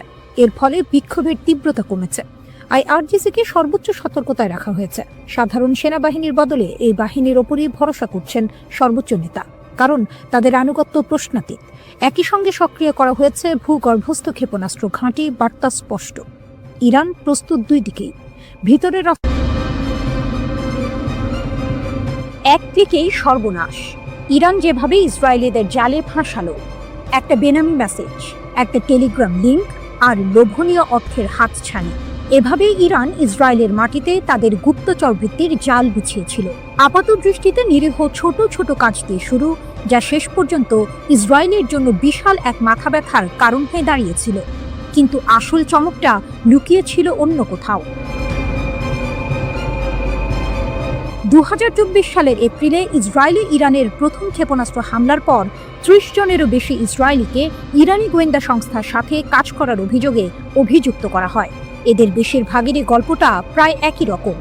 অজানা নম্বর থেকে আসা একটা মেসেজ, যেখানে সামান্য তথ্যের জন্য বা ছোটখাটো কাজের জন্য মোটা অঙ্কের টাকার প্রস্তাব। প্রথম দিকে কাজগুলো ছিল সহজ, যেমন কোনো পার্কের নির্দিষ্ট স্থানে কালো ব্যাগ পুঁতে রাখা হয়েছে কিনা তা পরীক্ষা করা। এর জন্য মিলত প্রায় $1000 মার্কিন। এরপর যখন লোভের পাল্লা ভারী হতে শুরু করলো, তখন এলো আরও বিপজ্জনক কাজের প্রস্তাব। আদালতের নথি থেকে জানা যায়, গত 1 বছর ধরে ইরানের এই গুপ্তচর বৃত্তির চেষ্টা খুব একটা ফলপ্রসূ হয়নি। তারা ইসরায়েলের উচ্চপদস্থ কর্মকর্তাদের হত্যা করার যে আকাঙ্ক্ষা করেছিল তা পূরণ করতে পারেনি। তবে তাদের কৌশল ছিল মারাত্মক কার্যকর। এত বেশি ইসরায়েলি সাধারণ অভিযান চালাতে রাজি ছিল যে কৌশলগতভাবে গুরুত্বপূর্ণ স্থানগুলির তথ্য সংগ্রহের জন্য গুপ্তচর বৃত্তি অভিযান সফল হতে পারত, যা পরবর্তীতে ইরানি ব্যালিস্টিক ক্ষেপণাস্ত্রের লক্ষ্যবস্তুতে পরিণত হতো।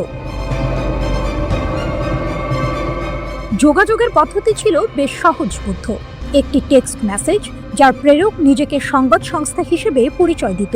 মেসেজে প্রায়শই যুদ্ধ সম্পর্কিত তথ্য চাওয়া হতো এবং বলা হতো, আমরা তা কিনতে প্রস্তুত। অন্য একটি মেসেজে আরও সরাসরি বলা হয়েছিল, একটি স্বাধীন জেরুজালেম মুসলমানদের একত্রিত করে, যুদ্ধ সম্পর্কে আমাদের তথ্য পাঠান। এরপরই আসতো টেলিগ্রাম অ্যাপের একটি লিঙ্ক, যেখানে নতুন করে কথোপকথন শুরু হতো। মজার বিষয় হলো, এই কথোপকথনে ইসরায়েলি নাম ব্যবহার করা হতো এবং সহজ কাজের বিনিময়ে অর্থের প্রস্তাব দেওয়া হতো।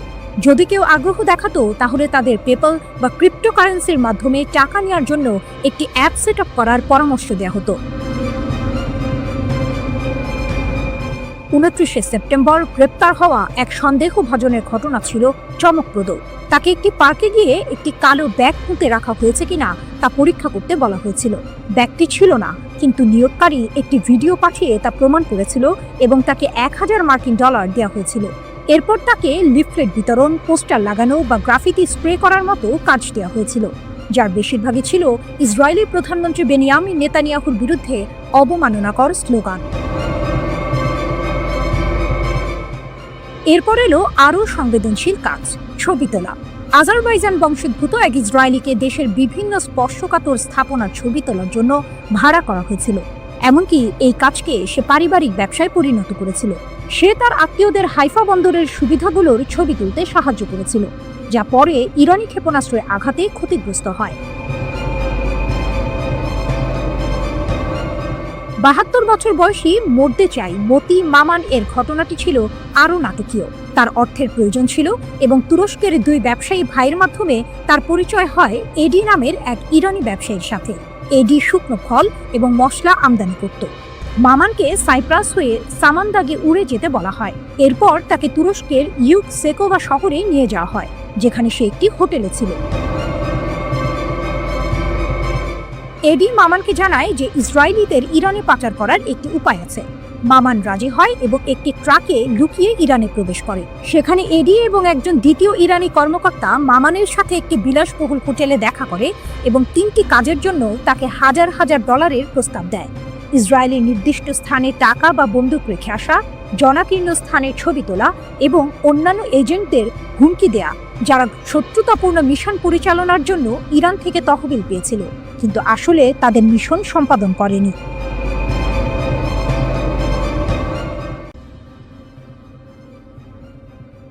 ইসরায়েলের সামরিক ঘাঁটিতে ইরানের ভয়াবহ আঘাত, স্যাটেলাইট তথ্যে চাঞ্চল্যকর মোড়। দীর্ঘ 12 দিনের সংঘাত শেষে ইসরায়েল দাবি করেছিল ইরানের ছোড়া প্রায় 84% ক্ষেপণাস্ত্রই প্রতিহত করা হয়েছে, কিন্তু স্যাটেলাইট চিত্র যেন ভিন্ন গল্প বলছে। টেলিগ্রামের এক প্রতিবেদন অনুযায়ী ওরেগন স্টেট ইউনিভার্সিটির গবেষকদের বিশ্লেষণ করা স্যাটেলাইট চিত্র থেকে জানা গেছে গত মাসে ইরান অন্তত 5টি ইসরায়েলি সামরিক স্থাপনায় সফলভাবে আঘাত হেনেছে। এর মধ্যে রয়েছে উত্তর, মধ্য ও দক্ষিণ ইসরায়েলের গুরুত্বপূর্ণ লক্ষ্যবস্তু, এমনকি একটি গোয়েন্দা তথ্য সংগ্রহ কেন্দ্র এবং একটি লজিস্টিক ঘাঁটিও। রাডার স্যাটেলাইট ডেটা, লুকানো সত্যের উন্মোচন। এক চাঞ্চল্যকর তথ্য উঠে এসেছে রাডার স্যাটেলাইট ডেটার ভিত্তিতে। এই ডেটা ক্ষেপণাস্ত্র হামলার সাথে সামঞ্জস্যপূর্ণ বিস্ফোরণের ক্ষয়ক্ষতি স্পষ্টভাবে চিহ্নিত করেছে। ইসরায়েলি সামরিক বাহিনী কঠোর সেন্সরশিপ আইনের কারণে এই হামলার তথ্য আগে প্রকাশ করেনি। এমনকি যোগাযোগ করা হলে ইসরায়েলি সেনাবাহিনী এই বিষয়ে কোনো মন্তব্য করতে অস্বীকৃতি জানিয়েছে। ইসরায়েলি সামরিক সেন্সরশিপ আইন সক্রিয় সংঘাতের সময় সংবেদনশীল নিরাপত্তা তথ্য প্রকাশে কঠোর বিধিনিষেধ আরোপ করে, যা এই গোপনীয়তার মূল কারণ। বিমান প্রতিরক্ষা ব্যবস্থার দুর্বলতা, কৌশলগত বিপর্যয়। টেলিগ্রাফের প্রতিবেদন আরও বলছে, সংঘাতের প্রথম 8 দিনে ইরানের ক্রমবর্ধমান সংখ্যক ক্ষেপণাস্ত্র ইসরায়েলের বহুল আলোচিত বিমান প্রতিরক্ষা ব্যবস্থায় সফলভাবে প্রবেশ করেছে। বিশ্লেষকরা মনে করছেন সীমিত ইন্টারসেপ্টর ক্ষেপণাস্ত্র সরবরাহ, ইরানের আরও উন্নত প্রযুক্তি অথবা আক্রমণ কৌশলের পরিবর্তনের কারণে এটি ঘটেছে। ইরান ইসরায়েলের বিমান প্রতিরক্ষা ব্যবস্থাকে পরাজিত করার জন্য এক অভিনব কৌশল ব্যবহার করেছে, ড্রোন এবং ক্ষেপণাস্ত্র হামলা। এই কৌশল অনুযায়ী আত্মঘাতী ড্রোনগুলো প্রথমে নিক্ষেপ করা হয়, যা ইসরায়েলি প্রতিরক্ষা ব্যবস্থাকে ব্যস্ত ও বিভ্রান্ত করে তোলে। যখন প্রতিরক্ষা ব্যবস্থা ড্রোনগুলোকে প্রতিহত করতে ব্যস্ত থাকে, তখন মূল ক্ষেপণাস্ত্রগুলো সফলভাবে লক্ষ্যবস্তুতে আঘাত হানে। নাম প্রকাশ না করার শর্তে টেলিগ্রাফকে একজন জ্যেষ্ঠ ইরানি কর্মকর্তা বলেছেন, এই ড্রোন ব্যবহার ছিল ইসরায়েলি প্রতিরক্ষা ব্যবস্থাকে পরাস্ত করার একটি ইচ্ছাকৃত কৌশল। ড্রোন নিক্ষেপের মূল লক্ষ্য হলো তাদের সিস্টেমগুলোকে ব্যস্ত রাখা, ওই কর্মকর্তা বলেন। সংঘাতের অপ্রত্যাশিত বাঁক, ইরানের প্রতিশোধ ও মার্কিন যুক্তরাষ্ট্রের হস্তক্ষেপ। 13 জুন ইসরায়েলি সরকার ইরানের বিরুদ্ধে বেআইনি আগ্রাসন শুরু করে, যার ফলে অনেক জ্যেষ্ঠ কমান্ডার, পারমাণবিক বিজ্ঞানী এবং সাধারণ নাগরিক নিহত হন। এর প্রতিক্রিয়ায় ইরান 24 ঘন্টারও কম সময়ের মধ্যে ক্ষেপণাস্ত্র ও ড্রোন হামলা চালিয়ে প্রতিশোধ নেয়। এরপর ট্রু প্রমিস 3 এর অধীনে ধারাবাহিক প্রতিশোধমূলক অভিযান চালানো হয়। যুদ্ধ আরও তীব্র হয় যখন 22 জুন মার্কিন যুক্তরাষ্ট্র ইসরায়েলের পক্ষে যুদ্ধে প্রবেশ করে। মার্কিন বোমারু বিমান আন্তর্জাতিক আইন লঙ্ঘন করে 3টি ইরানি পারমাণবিক স্থাপনায় আঘাত হানে। এর জবাবে ইরান আত্মরক্ষার জন্য কাতারের আল উদেইদ বিমান ঘাঁটিতে ক্ষেপণাস্ত্র হামলা চালায়, যা পশ্চিম এশিয়ার বৃহত্তম মার্কিন সামরিক বিমান ঘাঁটি। অবশেষে যুদ্ধবিধ্বস্ত ইসরায়েলি সরকার 24 জুন একতরফাভাবে একটি যুদ্ধবিরতি চুক্তি মেনে নিতে বাধ্য হয়।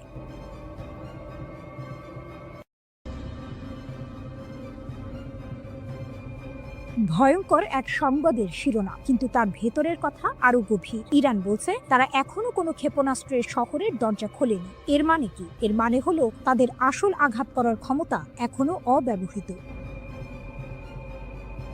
ইরানের নীরব সংকেত যে হামলা এখনো হয়নি। ইরান বরাবরই বলে আসছে তাদের সশস্ত্র বাহিনীর প্রতিটি পদক্ষেপ সুদূর প্রসারী পরিকল্পনার অংশ, তাৎক্ষণিক প্রতিশোধ নয়। যখন ইসরায়েলি দখলদারিত্ব যুদ্ধের শেষ দিনে ইরানের নিরাপত্তা কেন্দ্রগুলোতে হামলা চালায়, তখন বিশ্ব অবাক হয়েছিল ইরানের শান্ত প্রতিক্রিয়ায়। কিন্তু ইরানের এই আপাত নীরবতার পেছনে লুকিয়ে আছে এক গভীর কৌশল। ফজলির কথা স্পষ্ট, পারমাণবিক অস্ত্রের ক্ষেত্রে ইরানের প্রযুক্তিগত জ্ঞান রয়েছে, কিন্তু তাদের আদর্শিক নীতি এর ব্যবহার বা তৈরির বিপক্ষে। এই কথাগুলো আপাত দৃষ্টিতে শান্তি এবং সংযমের বার্তা দিলেও এর ভেতরের টুইস্ট হলো প্রযুক্তিগত জ্ঞান আছে মানে হলো তারা চাইলে তা করতে সক্ষম। এটি ইসরায়েল এবং পশ্চিমা দেশগুলোর জন্য এক শীতল সতর্কবার্তা। ইউরেনিয়াম সমৃদ্ধকরণ আপোষ নিয়ে ইরানের উপপররাষ্ট্রমন্ত্রী মাজিদ তখত রাভাঞ্চি জোর দিয়ে বলেছেন, মার্কিন ইসরায়েলি হামলা সত্ত্বেও ইরান তার পারমাণবিক কর্মসূচিতে অটল। তারা জাতীয় চাহিদা অনুযায়ী ইউরেনিয়াম সমৃদ্ধকরণ চালিয়ে যাবে। এর অর্থ আমেরিকা বা ইসরায়েলের কোনো হুমকি ইরানকে তার পথ থেকে সরাতে পারছে না। এটি কেবল একটি বিবৃতি নয়, এটি এক ধরনের চ্যালেঞ্জ। টাক রাভাঞ্চি বলেছেন, ইরান সংলাপের জন্য উন্মুক্ত, কিন্তু এখানেও আছে একটি বড় শর্ত। ভবিষ্যতের আলোচনার জন্য আমেরিকার পক্ষ থেকে বিশ্বাসযোগ্য গ্যারান্টি প্রয়োজন। ইরান চায় আমেরিকা তাদের বোঝাক যে আলোচনার সময় তারা সামরিক শক্তি ব্যবহার করবে না। এটি ইরানের পক্ষ থেকে একটি কড়া বার্তা। যদি আমেরিকা ইরানের বিশ্বাস অর্জন করতে না পারে, তাহলে আলোচনার কোনো সম্ভাবনাই নেই। এই শর্তটি অত্যন্ত গুরুত্বপূর্ণ, কারণ এটি স্পষ্ট করে দিচ্ছে যে ইরান শুধুমাত্র কথার কথা নয়, কাজের প্রমাণ চাইছে। আসল টুইস্ট হলো, ইরান যখন বলছে তারা এখনো কোনো ক্ষেপণাস্ত্র শহরের দরজা খোলেনি, তার মানে হলো তাদের প্রকৃত সামরিক সক্ষমতা এখনো অব্যবহৃত। তারা তাৎক্ষণিক প্রতিক্রিয়া দেখাচ্ছে না, কারণ তাদের পরিকল্পনা দীর্ঘমেয়াদী। তারা হয়তো এমন একদিনের জন্য অপেক্ষা করছে যখন তাদের আঘাত হবে অপ্রতিরোধ্য। পারমাণবিক অস্ত্রের প্রযুক্তিগত জ্ঞান থাকা সত্ত্বেও তা ব্যবহার না করার কথা বলা, কিন্তু ইউরেনিয়াম সমৃদ্ধকরণ চালিয়ে যাওয়া, এই দুইয়ের মধ্যে একটি সূক্ষ্ম টানাপোড়েন রয়েছে। ইরান হয়তো বোঝাতে চাইছে যে তাদের ক্ষমতা আছে, কিন্তু তারা তা সংযত রাখছে। এই সংযমই তাদের সবচেয়ে বড় কৌশলগত অস্ত্র। তারা সংলাপের জন্য উন্মুক্ত, কিন্তু শর্ত দিচ্ছে আমেরিকার বিশ্বাসযোগ্যতার উপর। এর মানে ইরান দুর্বল নয়, বরং তারা চাইছে শক্তিশালী অবস্থানের ভিত্তিতে আলোচনা করতে। আগামী দিনে এই পরিস্থিতি কোন দিকে মোড় নেয় তা দেখার জন্য বিশ্ব অধীর আগ্রহে অপেক্ষা করছে। ইরান বলছে ইসরায়েলের সাথে যুদ্ধে ব্যবহৃত ক্ষেপণাস্ত্র শক্তির মাত্র 1/4। ব্রিগেডিয়ার জেনারেল আলী ফজলি দাবি করেছেন, সেজ্জিল ক্ষেপণাস্ত্র ইসরায়েলকে অবাক করে দিয়েছিল। তিনি জানিয়েছেন, ইরান বছরের পর বছর ধরে শত্রুর সাথে যে কোনো সম্ভাব্য সংঘর্ষের জন্য প্রস্তুতি নিচ্ছে।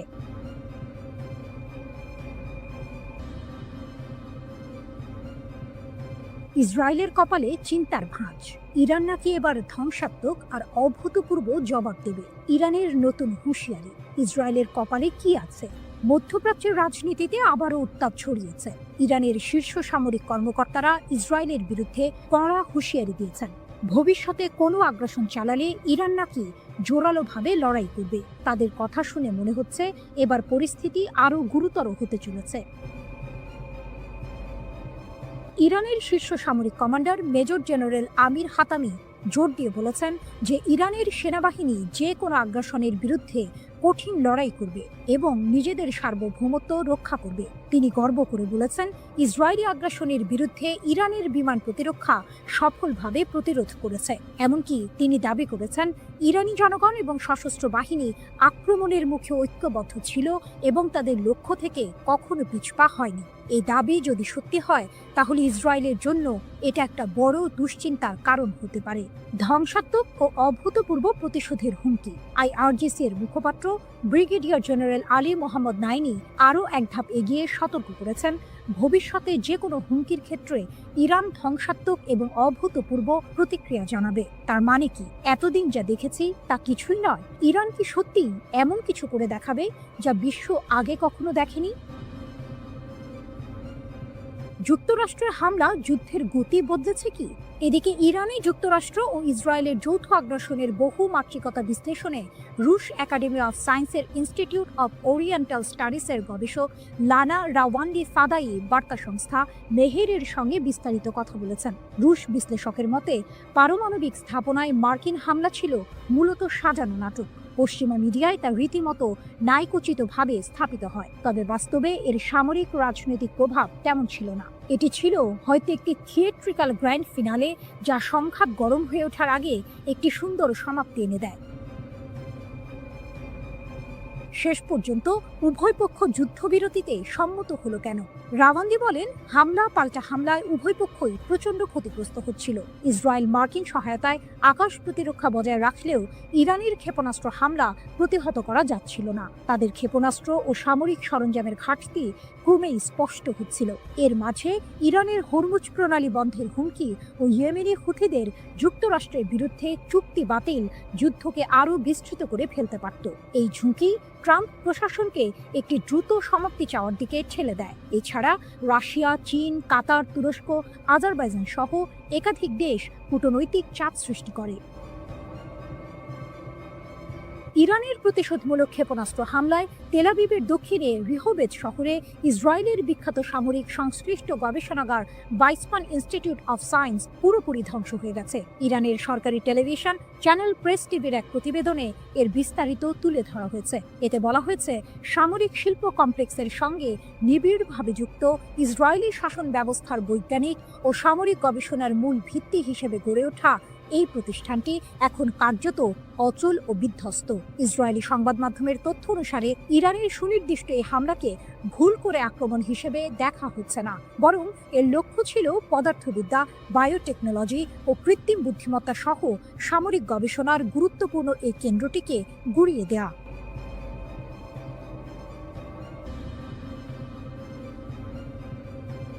গরম খবর, আবারও উত্তপ্ত মধ্যপ্রাচ্য। ইসরায়েল যদি ফের কোনো ভুল করে তাহলে নাকি আরো কঠিন থাপ্পড় খাবে, এমনটাই হুমকি দিলেন ইরানের শীর্ষ জেনারেল আব্দুর রহিম মুসাভি। শুনে মনে হচ্ছে এবার বুঝি আর ছোটখাটো হুমকি নয়, আসল যুদ্ধের দামামা বাজছে। লেবাননের একটি টিভি চ্যানেলে দেওয়া সাক্ষাৎকারে ইরানের সশস্ত্র বাহিনীর প্রধান major general Abdur Rahim Musavi সরাসরি হুমকি দিয়েছেন ইসরায়েলকে। তার কথা পরিষ্কার, গত মাসে ইসরায়েল আর আমেরিকার হামলার জবাবে ইরান নাকি তাদের সব শক্তি ব্যবহার করেনি, অর্থাৎ যা হয়েছে তা নাকি ছিল শুধু ট্রেলার। যদি ইসরায়েল আবার একই ভুল করে তাহলে ইরান জাতি আর তাদের সেনাবাহিনী নাকি ইসরায়েলকে আরো কঠিন থাপ্পড় দেবে। 13ই জুন ইসরায়েল বিনা প্ররোচনায় ইরানের উপর হামলা চালায়। সেই হামলায় সামরিক কমান্ডার থেকে শুরু করে পরমাণু বিজ্ঞানী এমনকি সাধারণ মানুষও মারা যান। এর এক সপ্তাহ পর যুক্তরাষ্ট্র যুদ্ধে নেমে পড়ে। আন্তর্জাতিক আইন, জাতিসংঘ সনদ সবকিছু তোয়াক্কা না করে তারা ইরানের 3টি পরমাণু স্থাপনায় বোমা হামলা চালায়। যখন ইসরায়েল আর যুক্তরাষ্ট্র হামলা চালাচ্ছে তখন কি ইরান চুপচাপ বসেছিল?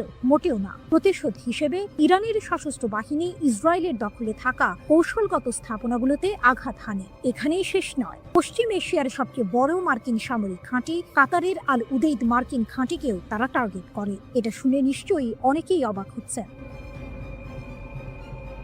ইরান এতদিন ধরে শুধু হুমকি দিয়ে আসছিল, কিন্তু এবার তারা সরাসরি পাল্টা হামলা চালিয়েছে। 24 জুন ইরান সফলভাবে প্রতিশোধমূলক অভিযান চালিয়ে ইসরায়েল এবং যুক্তরাষ্ট্রের হামলা বন্ধ করতে সক্ষম হয়। শীর্ষ জেনারেলের দাবি, ইসরায়েল নাকি যুদ্ধবিরতির জন্য অনুরোধ করতে বাধ্য হয়েছিল যাতে তারা নিজেদের গুছিয়ে নিতে পারে। এই তথ্য যদি সত্যি হয় তাহলে পরিস্থিতি কিন্তু আরো ঘোলাটে, কারণ এতদিন আমরা যা জেনে এসেছিলাম তার চেয়ে আসল চিত্রটি হয়তো আরো ভিন্ন। যুক্তরাষ্ট্রের প্রত্যক্ষ সমর্থনেই মূলত ইরানে হামলা চালায় যুদ্ধবাজ ইসরায়েল। তবে পরের দিকে এই আগ্রাসন প্রবল প্রতিরোধের মুখে পড়ে এবং শেষ পর্যন্ত আন্তর্জাতিক কূটনীতির মাধ্যমে একটি যুদ্ধবিরতিতে পৌঁছায়। অপ্রকাশিত ক্ষমতা ও নতুন পর্যায়। মেজর জেনারেল মুসাভি আরও সতর্ক করেছেন, যদি যুদ্ধ দীর্ঘায়িত হয় এবং একটি নতুন পর্যায়ে প্রবেশ করে তাহলে ইসরায়েল নাকি ইরানের এমন ক্ষমতা দেখতে পাবে যা এখনো কাজে লাগানো হয়নি, অর্থাৎ ইরান নাকি তাদের আসল শক্তি এখনো দেখায়নি। তিনি এটাও বলেছেন, বছরের পর বছর ধরে ইসরায়েল আর তাদের সমর্থকরা ইরানের ওপর আঘাত হানার জন্য শক্তি সঞ্চয় করে আসছে। তাদের উদ্দেশ্য হলো পরমাণু ইস্যুকে অজুহাত হিসেবে ব্যবহার করে ইরানকে বিভক্ত করা, কিন্তু ইরান তাদের মৌলিক নীতি থেকে কখনো সরে আসবে না, যার মধ্যে ফিলিস্তিন ও তাদের জনগণের প্রতি সমর্থনও রয়েছে। তাহলে কি ইসরায়েল আর ইরান আবারও একটি বড় যুদ্ধের দিকে এগোচ্ছে?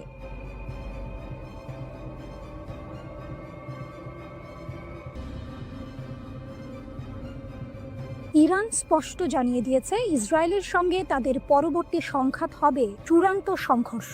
রাশিয়ার সংবাদ মাধ্যম আরটিকে দেয়া এক সাক্ষাৎকারে ইরানের একটি সূত্র এই তথ্য নিশ্চিত করেছে। এই ঘোষণা মধ্যপ্রাচ্যে নতুন করে উত্তেজনার পারদ চড়িয়ে দিয়েছে, কারণ ইরান বিশ্বাস করে তারা এখন ইসরায়েলের দুর্বলতা সম্পর্কে ওয়াকিবহাল এবং তাদের হাতে এমন উন্নত ক্ষেপণাস্ত্র রয়েছে যা ইসরায়েলের আকাশ প্রতিরক্ষা ব্যবস্থাকে সহজেই ভেদ করতে পারে। গত 13ই জুন ইসরায়েল ইরানের ওপর হামলা চালায়। ইহুদিবাদী দেশটির দাবি ছিল তেহরান পারমাণবিক বোমা তৈরির শেষ পর্যায়ে পৌঁছে গেছে। এই হামলায় ইরানের পারমাণবিক ও সামরিক স্থাপনাগুলো ক্ষতিগ্রস্ত হয়, শত শত মানুষ এবং পারমাণবিক কর্মসূচির সঙ্গে জড়িত বেশ কয়েকজন উচ্চ পদস্থ সামরিক কর্মকর্তা ও বিজ্ঞানী নিহত হন। এরপর 22 জুন যুক্তরাষ্ট্র ইরানের 3টি পারমাণবিক স্থাপনায় হামলা চালায়, যার মধ্যে ছিল নাতানজ ও ফোর্দোর ইউরেনিয়াম সমৃদ্ধকরণ পরিচালন কেন্দ্র।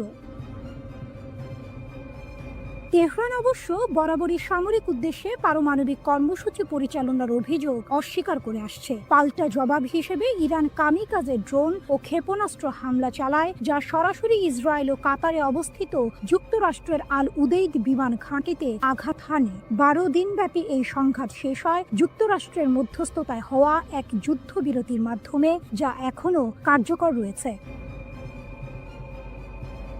ইসরায়েলের দুর্বলতা উন্মোচিত।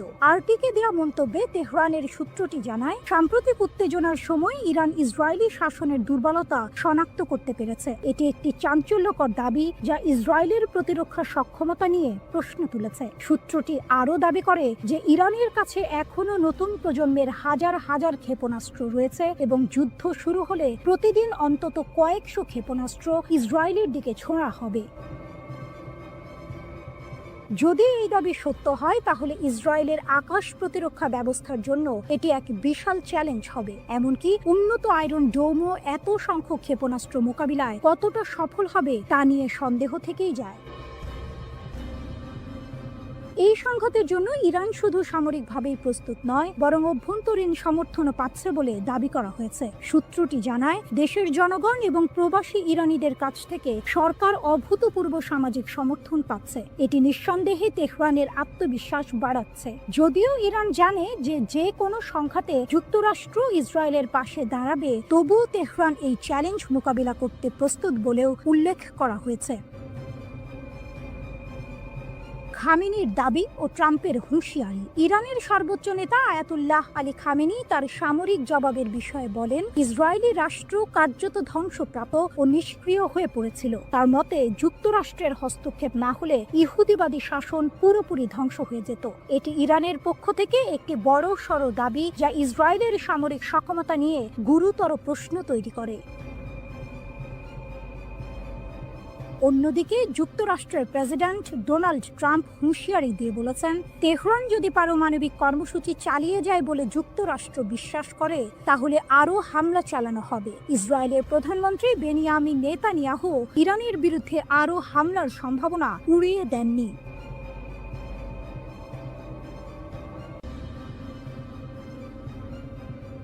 মোসাদ এজেন্টদের জালে ইরান, বিপুল অস্ত্রসহ গ্রেপ্তার 50। মাত্র 2 সপ্তাহে ইরান 50 জন মোসাদ এজেন্টকে গ্রেপ্তার করে বিশ্বকে চমকে দিয়েছে। ইরানের Islamic revolutionary guard corps IRGC দক্ষিণ পূর্বাঞ্চলীয় সিস্তান ও বালুচেস্তান প্রদেশে এই এজেন্টদের আটক করেছে। শুধু তাই নয়, তাদের কাছ থেকে মার্কিন তৈরি অত্যাধুনিক অস্ত্রশস্ত্র ও সামরিক সরঞ্জাম জব্দ করা হয়েছে। IRGC জানিয়েছে, এই এজেন্টরা ইরানের গুরুত্বপূর্ণ অবকাঠামো এবং অর্থনৈতিক কেন্দ্রগুলোতে নাশকতামূলক কর্মকাণ্ড চালানোর পরিকল্পনা করছিল। অস্ত্র পাচারের বিশাল চেষ্টা ব্যর্থ, 22,000 গুলিসহ আটক 3। এই ঘটনার পাশাপাশি ইরানের পশ্চিম লোরেস্তান প্রদেশের পুলিশ সামরিক গোলা বারুদের একটি বিশাল পাচার চক্র ভেঙে দিয়েছে। পোল-ই-দোখতার শহরে একটি অভিযানে 22,000-এরও বেশি কালাশনিকভ গুলি জব্দ করা হয়েছে এবং 3 জন সন্দেহভাজনকে গ্রেপ্তার করা হয়েছে।